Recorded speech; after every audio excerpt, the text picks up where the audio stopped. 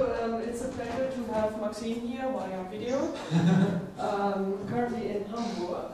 He will speak on the limiting distribution for maximal cusp excursion of the unipotent flow. Cool. Okay, so thank you very much. Thank you first for inviting me to give a talk, and even more for accommodating me to give the talk despite not being in Bonn anymore. So let me start by saying this is joint work with Kevan Malahi Karai, who was also in Bonn until Monday, but is also not there anymore. And it's work in progress, but we hope to have a preprint on archive soon. And yes, so let me start by saying what the setting is that I'm going to be working in. So it's a very simple setting, or at least a very well-known setting to many. So it's simply the unipotent flow on X, which I define to be SL to R, mod SL to Z. Okay, so in this setting we have, of course, UT, which is the 1, 1, T0 matrix, T in R, and this acts on X, and we know in this setting we always have a Haar measure, which I'll call mu, and this is invariant under U of T. Oh, sorry, there's a phone here ringing. All right, so this setting has two geometric interpretations, and I'm going to use the first one to sort of motivate the question that I'll be looking at. So the first geometric interpretation is that X can be identified with the unit tangent bundle of the upper half plane modulo SL to Z. And I have prepared a picture of it here. So when n is equal to 2, we also sometimes call it the horizontal flow. So to understand what the horizontal flow looks like, we have here the upper half plane. When we mod out SL to Z, we can consider it as this fundamental domain F.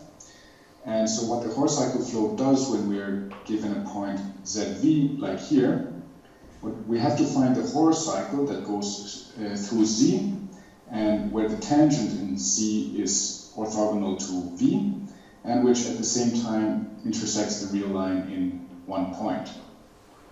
And then once we have this horizontal, we just see what happens is we just flow clockwise along this horizontal, and at each point we have the vector that is orthogonal to the tangent. And so what happens here when we hit the side of the fundamental domain is just that we jump one to the left, and we come out here and flow along. The vector doesn't change. And then we see in my example here, we would come out here, flow along this guy. At some point we hit the bottom, and then there's a different transformation for how we come out of the bottom again. But that's just sort of the picture of how the horizontal flow looks. And okay, so in this picture we'll typically refer to sort of some area up here, this unbounded area, as the cusp. In this simple setting, it's not so important where the cusp sort of starts and ends. But the important point in this picture is that once in a while we'll hit the bottom in a way where the vector that comes out corresponds to a gigantic horizontal, and then we see that we will be hitting the sides for a very long time and going very far up into the cusp. Okay, and so it's well known that the horizontal flow is ergodic, and that means in particular that almost every orbit is dense in the space, which means that almost every orbit will make deeper and deeper excursions towards infinity or into the cusp. So that's what I'm interested in this talk, so I'll write here that that's sort of the general goal, is to understand cusp excursions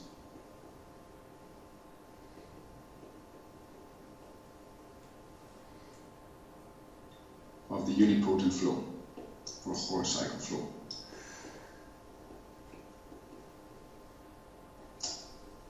Okay, so let me just ask if everything is fine with the technology. Yes. Okay, great. All right, so to understand these cusp excursions, we should look at what is already known. And this is where the second geometric interpretation comes into the question, because that's the one where we're going to be working in, and previous results many of them have been stated in this setting. So this geometric interpretation is that X can also be identified with L2, and L2 is what I called it, so it's the unimodular lattices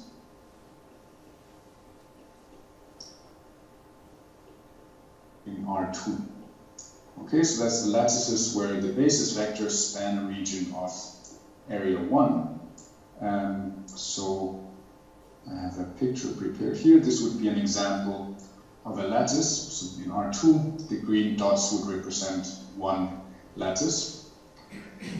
And since we're interested in cusp excursions, here it's not so obvious what it means to go to the cusp. But on the other hand, it's not so hard to show that the only way you can go to infinity, or say leave any compact set in this picture, is if your lattice contains a very short vector. So this is something one can prove. So cusp excursions in L2 sort of corresponds to ut lambda containing a very short vector.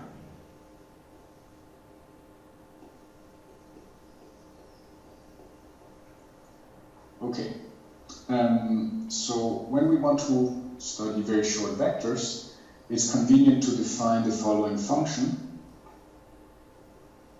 which I will call alpha 1.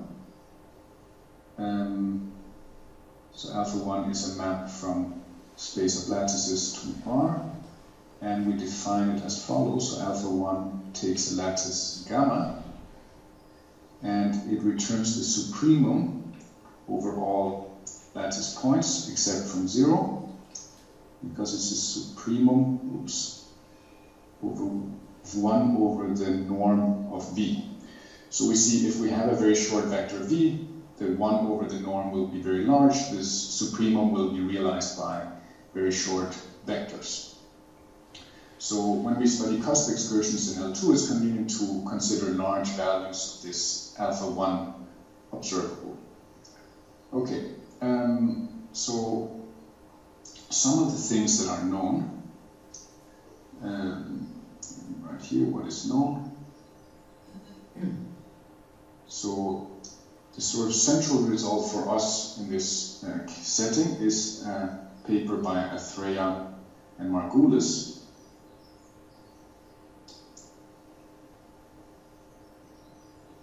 So this was in 2009. And they said that for almost every lattice in L2, we have a so-called logarithm law. So it states that lim sup, when t goes to infinity, of log of this alpha 1 applied to ut lambda, and we divide this by log t, gives us, I should actually say this is not L2, but actually they proved it more generally Ln, so we get 1 over n. So this is what is typically referred to as a logarithm law. And actually I should also mention that in 2014 they generalized this themselves to more general homogeneous spaces as well. Okay, so this result sort of says that the maximal cusp excursions scale the logarithm of the time. But so for, at least in terms of things that are relevant to us, there's not so much more known for the unipotent flow. There is the parallel or the analog question for the geodesic flow, the other flow that we typically study in this setting. So analog question for the geodesic flow.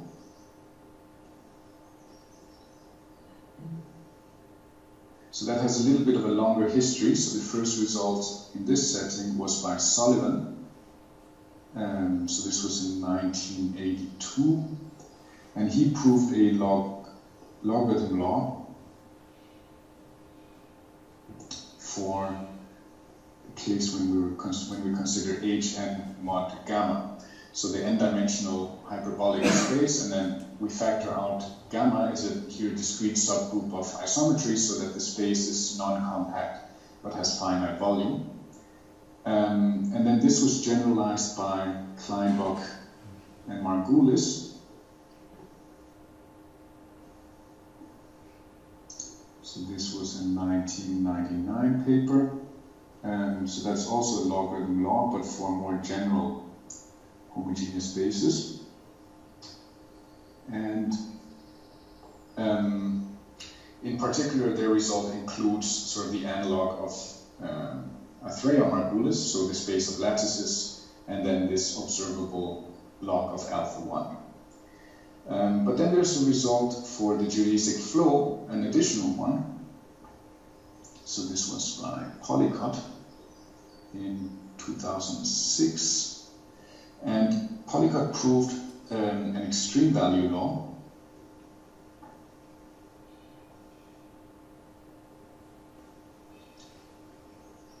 So I'm going to abbreviate that EVL. And he did that in the setting of H2 mod SO2Z. So the setting we're considering in this talk. And let me state this result a little bit more precisely, because I guess it's not very well known what an extreme value law necessarily means. So we have a measure on the unit tangent bundle, the Neuville measure.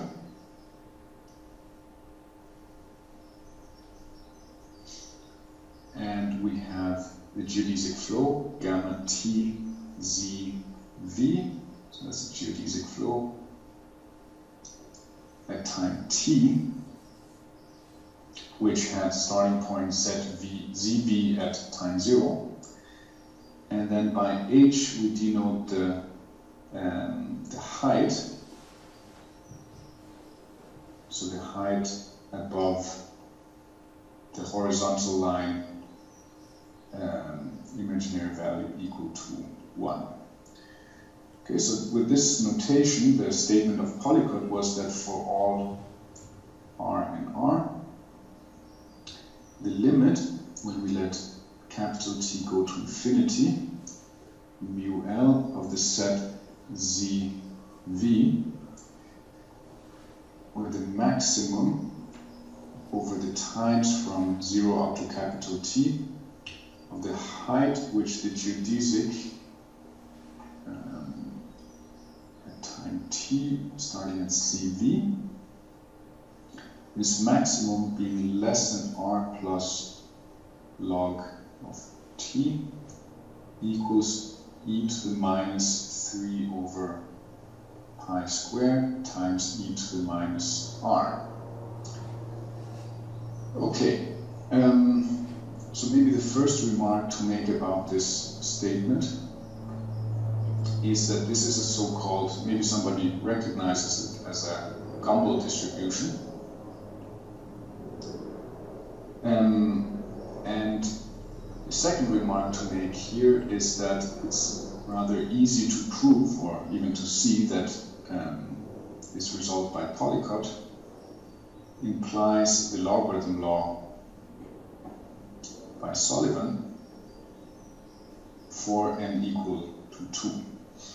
Okay, so the way to think of this result is, if we think about the logarithm law, as we said, tells us that the maximal excursions, their growth rate scales logarithm of the time. But we might have some orbits that are sort of a little bit ahead of the expected growth rate, and some orbits will be behind the expected growth rate. So this statement sort of says, what's the measure of points that fails to beat this expected growth rate log t by this additive amount r? And obviously as we increase r, it's harder sort of to be ahead of the threshold. So we see we have this r on the right side, and the larger we pick r, the larger this probability becomes that we are not ahead of this additive amount. What if you take the opposite inequality? If you take the opposite inequality, like what about trajectories that go too far away? Yes, so that would just be the proportion of orbits that are ahead of r plus log, like have been further into the cusp than r plus log t. Okay, but you would also ask about those who don't go all the way to log t, or? Yes, so because this is for all r in r, so you can just pick your r to be whatever you want. And this gives you sort of the proportion of points that... r can be positive or negative? Yes. Yes, okay, sorry. Differences. I see. Okay. All right. All right, so this is what we call an extreme value law.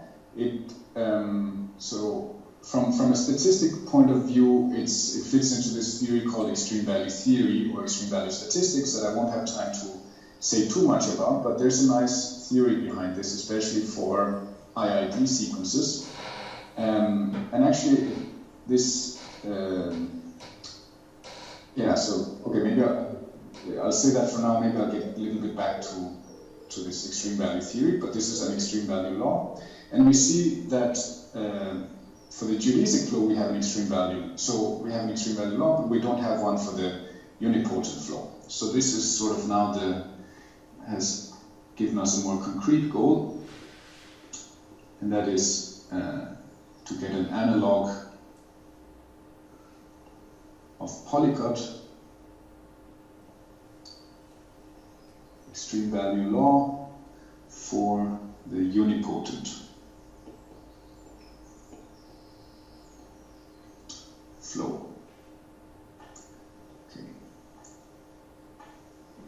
And in this talk, I'm going to give a partial answer to this question, and that's in the form of the following theorem. So theorem 1, there will only be one theorem. So this is by Kevan, Malachi, Karai, and myself. And let's hope that it's soon, at least 2020 refers to when it's going to land on archive. Hopefully, I think I can say that with confidence. And what we're able to say is that f of r, which is going to be the notation for this limit, t going to infinity, mu on the lattices in L2, for which the maximum over the times 0 up to capital T log alpha 1 of ut lambda being less than r plus 1/2 log t. Okay, so we see actually here, just to notice here, our expected growth is 1/2 log t, because in the Athreya and Margulis logarithm law, we see that in this setting we expect the scaling to be equal to 1/2. So that's why we have 1/2. And what we're able to say is that this distribution function is f1 of r, and that is 1 minus 3 over pi squared e to the minus 2r. And this is for all r positive. And then it's f2 of r, which is 1 minus 3 over pi square e to the minus 2r, plus 6 over pi squared times e to the minus 2r minus 2r squared plus 2r minus 1. And this is for the r values between minus 1/2 log 2 and 0. And then finally, for the r values less than minus 1/2 log 2, we don't know what happens. So that's why I'm saying this is a partial answer. So currently it's an open question what the distribution function looks like. So let me give you a picture of what this distribution function looks like. Okay, so I'll copy it in here. Okay, so we see that we have our f1 function is the blue part here that goes to 1 when r goes to infinity, as we would expect. And then once we hit r equal to 0 here, we switch over to the green function. We can see here in the dotted version how the f1 would have continued. We see it couldn't have continued with f1 for very long because it becomes negative pretty fast. So from 0 on, this f2 function takes over. We see how, from the dotted line, how the entire function looks, but it only takes over for this short amount of time. And to the left of that, we don't know what this distribution looks like. Okay, so we have some idea now of how this looks, but unfortunately it's not a complete picture yet. And I can actually mention that until last week we only knew what f1 looked like, but due to the great work opportunity at the Hausdorff Institute, Kevan and I were able to figure out how to get this f2. Okay, so maybe let me give some comments on the proof. So the proof is actually quite simple. There's nothing very deep or very fancy in it. So it consists roughly of 3 steps. So step 1. In step 1, we first need a very simple lemma. So I'm going to state a bunch of lemmas here that are so simple that probably they don't really deserve the distinction of being a lemma, but it's kind of easy for reference. So this lemma says that if B is a subset of Rn and it doesn't contain 0, then the measure mu on the lattices in Ln that intersect B non-empty is less than the Lebesgue measure of B. Okay, so this lemma is really just a straight, like, one-line application of the Siegel formula. So we're going to use this lemma because we want to rewrite this quantity that we're interested in. I'll call it Et of R, and it's this set of lattices with a maximum of log alpha 1 ut lambda is less than r plus 1/2 log t. So really just set theoretic considerations allows us to rewrite this as the following set. So it's the same as the lattices in L2 with the following property, that when we intersect them with the union, where we take u minus t, so ut in the negative direction, and multiply it on the ball with center 0 and radius e to the minus r times 1 over root t. And then we remove 0, that's just a technicality. This intersection has to be empty. Okay? So this is just really set theoretic manipulations. And now we have this union. Let me maybe just to simplify notation, I'll call this R. And then I'll call the whole union here FRT. Now the point is, if we can get a picture of what FRT looks like, then we maybe know how to estimate which, like the probability that a lattice does not have a point in FRT. Okay, so what does FRT look like? So that's the next step. I will copy in a new figure.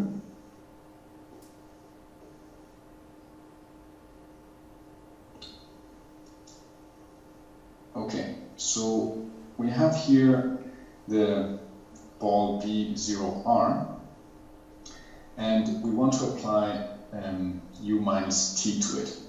So let's see, so u minus t applied to a general point xy, so that means 1, 1 minus t applied to xy. We see what happens is that the y-coordinate stays unchanged, and the x-coordinate is x minus ty. So if we focus on the upper half of this picture to begin with, we see what happens is every point is just moved on a horizontal line in direction to the left. Okay, so this means that it's, for example, quite easy to see what u minus t does to vertical lines. So, but it might be a bit complicated to see what happens exactly to the ball B0R. So what we've done here is just we've taken this blue line, which is completely included in the ball, and we've taken this red rectangle, which completely contains the ball. So if we can figure out what the union is applied, the u minus t applied to these two sets and taken the union, then we know that FRT will at least be between those two sets. Okay, so we can, for example, start by looking at so if we apply ut to the blue set, okay, so this was poorly drawn, but we would get basically, for every value of small t, we would get some line connecting to this horizontal line. Okay, so if we take the union over all, we would get everything that is in this blue triangle. And so if we do the same to the red rectangle, and I'm still only focusing on the top part of the picture, then we would get something that looks like this, and which connects here, and everything inside here would be in the union. Okay, so I will call this ORT. Can you go back one moment to the previous slide so we see what you are trying to compute again? Yes. So, well, what I'm doing now. So I guess this is what you want to look at, right? So what I want right now is to figure out what FRT looks like. Okay. FRT. How should I understand it? How did you? Okay. So this ETR is what we want to understand, right? Yes, that's fine. Okay, and then here I did just a bunch of set theoretic manipulations, right? So basically what happens here is just we start by saying we take the exponential on both sides of this inequality here. Yes. Right, so that's, and then I see.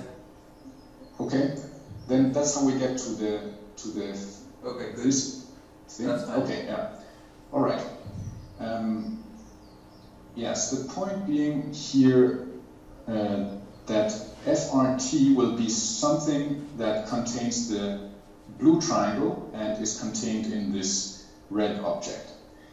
Okay, and okay, so just by what is its size? Roughly, what is its area? Because we saw that the area was the matter. Sorry? What is the area of FRT? Yes, that's well. That's we're so the point I'm going to be making is that the difference between ORT and IRT is going to go to 0. I see, but what size are these two? Roughly? Roughly, I have no idea. So you mean what the coordinates are?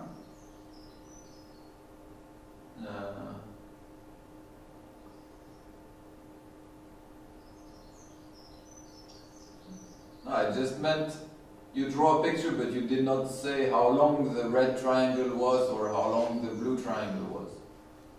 Yeah, that's true. So it's a little bit sketchy. The picture doesn't give all details. So I think, yes, actually you have at least the blue one has coordinates something that e to the minus r times minus root of t 1 over root of t, something like that. So the height of this is r e to the minus r times 1 over root t. I don't remember exactly what the coordinate is of this of the tip here, but it's basically it's going to be the same y value and then plus this, which is also e to the minus r times 1 over root t, right? Okay. And how should I think of capital R? So capital R was just my notation for this. Yes, but should I think that it is very small, or right? Typically. Yes, it will. Typically, little r is fixed and capital T goes to infinity. Yes, yes. So capital T will eventually go to infinity. Yes. You're drawing a very small. Yeah, okay, that's fine. Sorry, thank you. Yes, no, but you're absolutely right. So the picture will be actually a triangle. I should maybe have drawn it more like this. So it will have one side is very long and one side is very short. Okay. All right. And so one point here is that so far I've only focused on the upper half, and the lower half we can actually ignore just by symmetry, simply because we know that if a vector v is in lambda, or it is in lambda, if and only if minus v is in lambda. So if we go back to looking at the setup here, right, we're looking at a set where we see lambda intersects a given set, and we're going to estimate the probability of that. But since we have this equivalence between being in lambda and minus v being in lambda, essentially that means that we can ignore the lower part of the picture. The probability won't change. So I can basically erase this part and just focus on the upper half. I'm sorry, I still have another question. This little blue rectangle, how did you pick?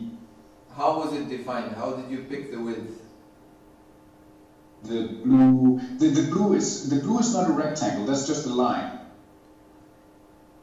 So the blue is really just the interval from 0 to e to the minus r times 1 over root t. And how did you define the IRT? What was its definition? The definition is, so now I didn't give the blue, so let's call this blue thing ART, right? Then IRT is the union over all times between 0 and t of u minus t ART. I see. Okay? Yes. All right. Okay, so these things together allows us to conclude. I'm getting ahead of myself, so I forgot to write the point of this whole thing, which I'll write as a new lemma B. So lemma B just says that the Lebesgue measure of ORT without IRT goes to 0 when t goes to infinity. Again, ORT, the definition was similar to IRT, but you started with yes, the rectangle. You start with the, exactly, yes. ORT is the union of u minus t applied to the red triangle. Good, very good. Okay, all right. And then this allows us to conclude that this f of r that we're looking for, so that's the limit t going to infinity of mu et of r, right? So et of r was just this notation I had chosen up here for my quantity. I can also write that as 1 minus the limit t going to infinity, the measure of the complement. Actually, let me write it down here. So 1 minus the limit of the complement. So that means the lattices in L2 for which the intersection with FRT is non-empty. Right? So up here we were looking at the lattices that intersect empty with FRT, and now we are looking at the complements, the non-empty intersections. And then basically the argument we made here allows us to say that if we replace FRT with IRT, then the difference is a set of Lebesgue measure going to 0, and since the Lebesgue measure is larger than the mu measure, it means that the mistake we make by replacing FRT with IRT is negligible. Okay, so that was step 1. So step 1 of the proof was to reduce to being able to consider lattice points that have non-empty intersection with IRT. Okay, so let's have a look now at this IRT set. So I'll have a slightly nicer drawing here. Okay. Right, so this is my IRT. And now when t goes to infinity, as we just discussed, this triangle will be very stretched to the left and be very low. So you have one very short side, one very long side. When we try to estimate the probability that a lattice has a point in IRT, this is a bit inconvenient. But there's a nice trick to get around that. So first I will need, again, a lemma. So again, a very easy lemma. But wait, by the Ziegler formula, is this not essentially the area of IRT that you're trying to compute?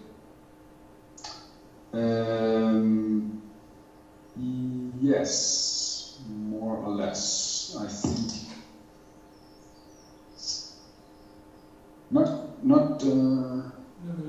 Something like 1 over theta 2 times the area. Yeah, but the number of the times that you would get 2 points is going to be negligible. Yeah. Okay. So this is basically the rest of the proof. I see. Okay. You're absolutely right. So that's basically what we're doing. So what we do first is to say that for all. So this lemma says that if we have a set in Rn and any matrix in SLNR, then measure of the lambdas for which A has non-empty intersection with A, this probability does not change if we apply G to A. Okay, so lambda intersected G of A is not empty. This has the same probability. So again, this is a very simple proof. And then we just need to observe that if we set AT equal to 1 over root t 0, 0. Okay, and then we apply this to our I rt, then we get an object q of r, and this q of r is, let me see, did I have a picture prepared of that? Nope. So q of r just becomes the triangle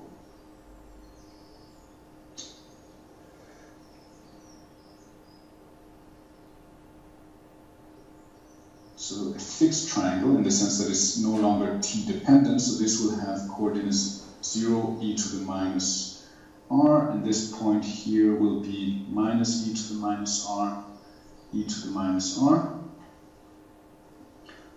and this is now our q of r. Okay, so this means that we've stabilized our triangle, and that means that we can conclude now that f of r, which we're looking for, which is 1 minus this limit of the measure of the gammas in L2 that intersect. So simply applying this lemma up here, means we can apply AT to our region. It doesn't change the measure, so like this. But now we see the set is not t dependent anymore, so basically I can just delete this limit and it doesn't change anything. So this is just maybe a small remark to make. Something that I found a little bit surprising is that multiplying by this matrix seems to basically correspond to taking this limit. So if you just look at it like algebraically, it's obvious that it happens, but sort of from the statistical point of view, typically sometimes proving that these limits exist is not like a trivial thing, and this seems to happen simply by multiplying by this matrix. Okay, so now we've reduced the question to estimating the probability that a random lattice has a point in Q of R, and that brings us to the third step. So this is where we're going to use some geometry of numbers. So we will need more explicitly this Siegel transform. So if we have a function from Rn to R, then the modified Siegel transform becomes a map or a function from Ln to R generally. And this is defined as the sum of f on V, where V, the sum is over all primitive lattice points, right? So I denote by lambda star the primitive lattice points. So that's those that cannot be written as an integer multiple of another lattice point in gamma. And then the Siegel formula tells us that if we want to integrate this f hat with respect to mu, this is 1 over the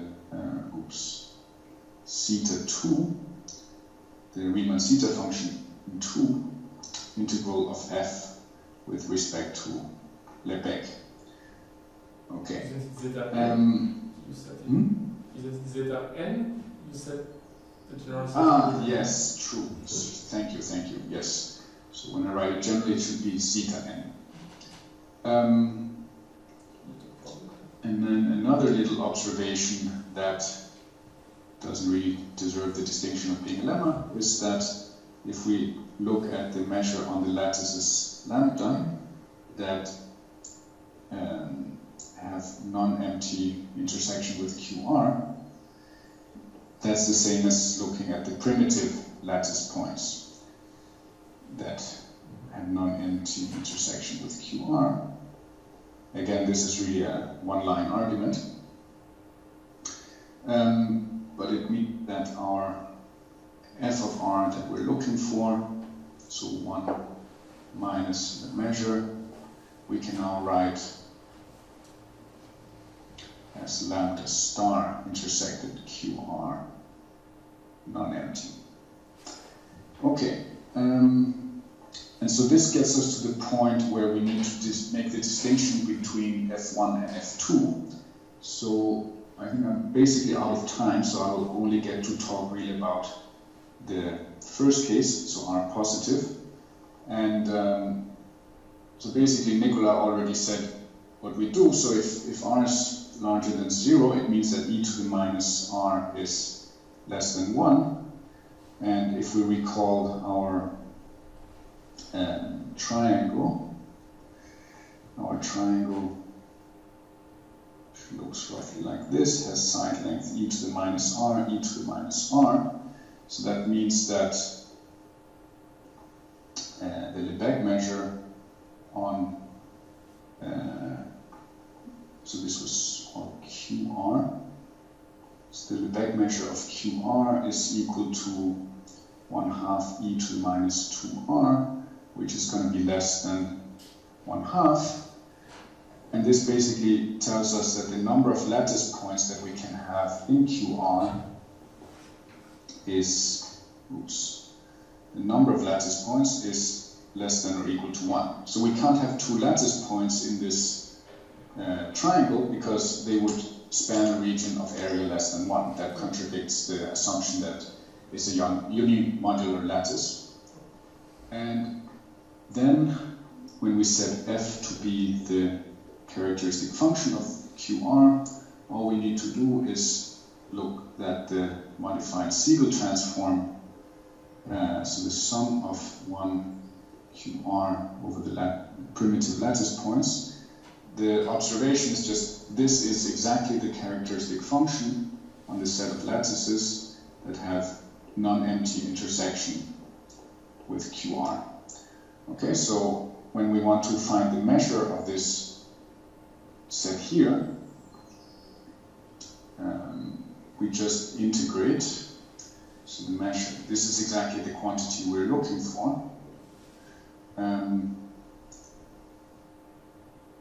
And it's just the integral of f hat. Siegel formula tells us that's 1 over theta 2 integral of f with respect to Lebesgue. And this is exactly 6 over pi squared times 1/2 e to the minus 2r, which gets us finally to 3 over pi squared e to the minus 2r. And that's exactly the quantity when we consider f1 of r was exactly, if you remember, 1 minus 3 over pi squared e to the minus 2r. So this is the quantity we just computed. And so maybe just to say, so this was basically what Nicolas spotted, I think, 10 minutes ago. But there's, of course, the question, what happens for, so this f2 function. So that was the case when r was between 0 and minus 1/2 log 2. And the point in this case is that when this triangle, which we have here, when the side length gets larger than 1, we can actually have 2 lattice points in it. And then this equality here fails. And then you need to be a little bit smarter about it. But this is how the way we got f2 was to say, so basically what you need is to have a second moment formula, and there is a second moment formula in this case, so at least a version of it recently appeared in a paper, so maybe I'll just write second moment formula, and it appeared in a paper by Kleinbach and so that was an archive very recently. And using the second moment formula, essentially you get 2 equations with 2 unknowns, and you can solve that. And so it involves a bunch of integrals, but again, nothing super fancy. And that's how you can get extend this distribution of function a little bit into the negative numbers. But it's unclear how one would proceed from there, because it would very easily get very complicated, even if one had a third moment formula, for example. Okay, and I think also my time is up, so I will stop here. Thank you very much. Are there more questions for Maxim? Good. Just curiosity, if R is very, very small, do you mean that Yes. it's just 0 or it's still positive, this thing? No, yeah, so that's a good question. You can prove that this thing is, that's also something we actually managed to prove. You can prove that it's always positive. So if we go back to the picture of, yeah, so we can show that this thing, whatever it does from here, whatever functions it follows, it'll always be strictly positive. So there's an argument where you can sort of show that in this triangle you're looking at, there's always sort of region where there's positive probability to hit. So, yeah. And what is your guess? You have infinitely many branches, like complication as you get more and more primitive points inside your triangle? Yeah, so I mean, so this is the obvious thing to suspect in some sense, because we have that F1 appears in the expression of F2, right? So you would think in F3 you have F2 plus something. I mean, it seems natural that there are these jumps, right? So when you have this, when you have a triangle, okay, so this was a poorly drawn even-sided triangle. Let me try again. Okay, so this is a bit better. So if we say, so this is side length 1 here, then, okay, in here we can only have one lattice point, and then you extend it a little bit to square root of 2. Here you can have 2 lattice points, but not 3.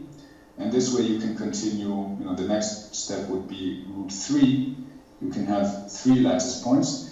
It seems sort of natural that for each of these steps, when you can have the possibility, there's sort of an interval that allows you to have 1 more lattice point, but not 2 more.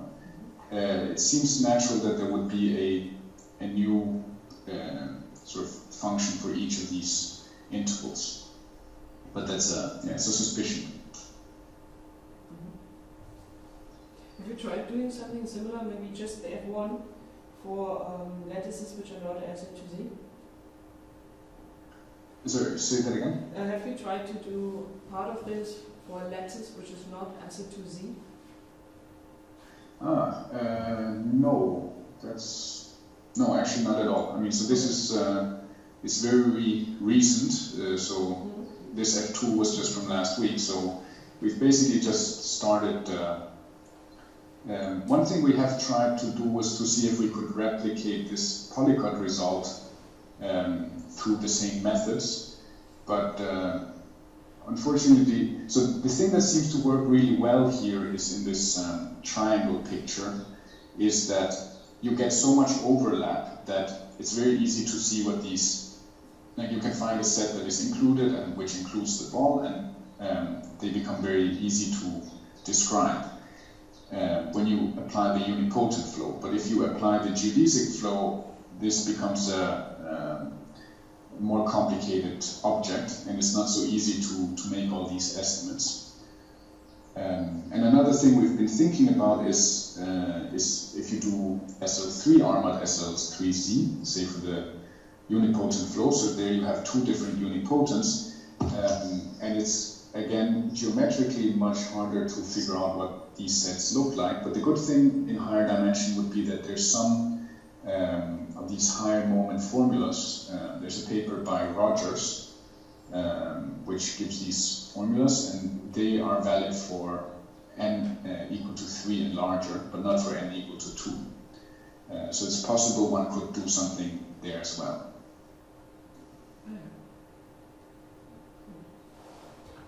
Okay, thanks again.